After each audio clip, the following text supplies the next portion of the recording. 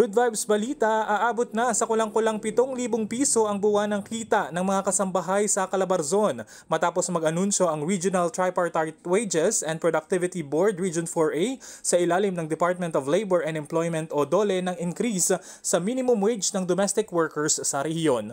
Mula ika-7 ng Marso alinsunod sa Batas Kasambahay, magkakaroon ng 750 pesos na aumento sa buwan ng kita ng mga kasambahay sa mga lungsod at first-class municipalities habang 1,750 pesos naman sa ibang munisipalidad.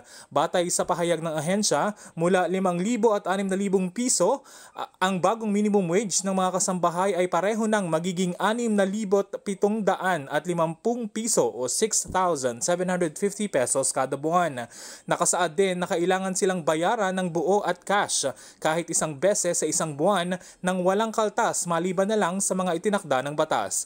Gayunpaman, bagamat ikinagagalak ito ng mga kasambahay, marami pa ring napapaaray sa mga papataas na mga kaltas para sa SSS, PhilHealth at Pag-ibig.